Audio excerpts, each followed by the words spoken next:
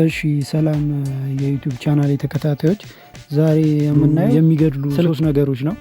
ይህንን ካላቆማችሁ ባትሪያችሁ በፈጣኑ ሁኔታ ይሞታል። ማለትም የባትሪ እድሜ ለመጨመር ደግሞ ማድረግ ያለብን ሶስት ነገሮችን እነግራችኋለሁ። የመጀመሪያውና አንደኛው ብራይትነስ ጨምሮ መተው። ማለትም ብራይትነስ በጣም ፉል በሆነ ቁጥር የባትሪን አቅም ይገድላልና ምናልባት ከተቻለ መካከለኛ፣ ካልሆነ ደግሞ ያው ብርሃን ቦታ ከሆናችሁ ብቻ ብራይትነሱን ብታበሩት አሪፍ ይመስለኛል። ሁለተኛው ደግሞ ባክግራውንድ አፕ ከፍቶ መተው ማለት ነው።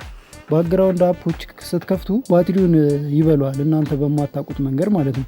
ባክግራውንድ ዳርጋችሁ ስተው የምታረጋግጡት ሄዳችሁ ሲቲንግ ላይ ማረጋገጥ ትችላላችሁ።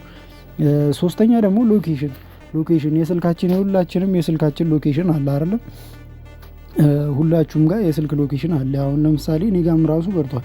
ሎኬሽን በሚያስፈልግበት ሰዓት ብቻ ብናበራ ብዙም አይበላብንም። እና ብሉቱዝ አሁን ኦን አድርገን በምንተውበት ሰዓት ስልኩ በራሱ ከሌላም ዲቫይሶች ጋር ሊገናኝ ይችላል እና እሱም ባናረግ ብዬ እመክራለሁ።